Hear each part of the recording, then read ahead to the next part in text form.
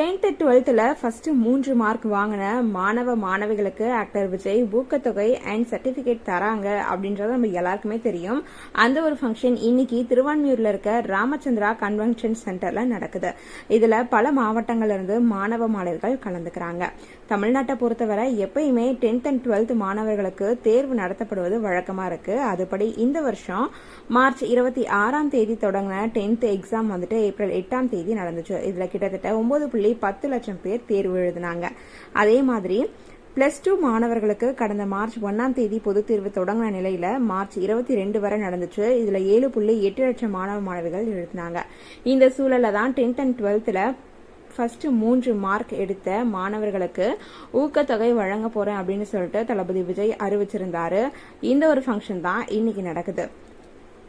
போன வருஷமும் இதே மாதிரி தான் விருதை வழங்கியிருந்தாரு. போன வருஷம் சுமார் 12 மணி நேரத்துக்கும் மேல நடந்த இந்த ஒரு நிகழ்ச்சியில அனைவருக்குமே விஜய் வந்துட்டு பொறுமையா மேடையில நின்னபடி விருதும் வழங்கினார். பல மணி நேரம் நடந்த இந்த ஒரு நிகழ்வுல 1500 மாணவர்களுக்கு விருதும் வழங்கப்பட்டுச்சு. இந்த ஒரு ஃபங்க்ஷன் வந்துட்டு நைட்ல தான் நடந்து முடிஞ்சிச்சு. இதுக்கு நடுவுல இந்த வருஷமும் அதே மாதிரி மாணவ மாணவிகளுக்கு விருது வழங்க போறாரு அப்படின்னு அறிவிச்சாரு. அந்த ஒரு ஃபங்க்ஷன் இன்னைக்கு நடக்குது.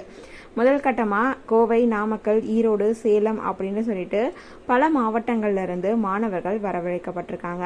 இன்னைக்கு 800க்கும் அதிகமான மாணவர்களுக்கு விருது வழங்கப்படுறதா இருக்கு.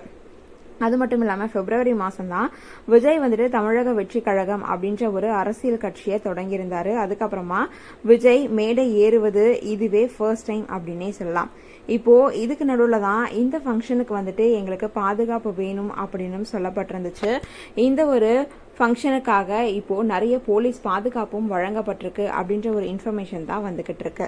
அதுவும் தமிழகத்துல அரசியல் மட்டும் இல்லாம எல்லா துறைகளுக்கும் நல்ல தலைவர்கள் தேவைப்படுறதா இப்போ தாவேகா தலைவரும் நடிகருமான விஜய் தெரிவிச்சிருக்காரு. மேடையில பேசும்போதுதான் இது சொல்லியிருக்காராம். அது மட்டும் இல்லாம 10th and 12th மாணவர்களுக்கு கல்வி விருது வழங்குற இந்த ஒரு விழாவில் பேசின அவரு நல்லா படிச்ச மாணவர்களும் அரசியலுக்கு வரணும் அப்படின்னு ஒரு அழைப்பையும் விடுக்கப்பட்டிருக்காரு. உதவி ஆணையர் தலைமையில 30 போலீசார் இந்த ஒரு ஃபங்க்ஷனுக்கு பாதுகாப்புல ஈடுபட்டிருக்காங்களாம். இன்னைக்கு ஈவினிங் 6 மணி வரை இந்த ஒரு விழா நடைபெற இருக்கு அப்படின்னு சொல்லப்பட்டிருக்கு. அதுவும் இதுல கலந்துக்கிற எல்லாருக்குமே இன்னைக்கு வந்துட்டு வெஜிடேரியன் சாப்பாடு இருக்க போகுது. அதுவும் 15 வெரைட்டில அப்படின்னு சொல்லப்பட்டிருக்கு. இது எல்லாருமே இப்போ ரொம்பவே ஆவலா பார்த்துட்டு இருக்காங்க அப்படின்னே சொல்லலாம்.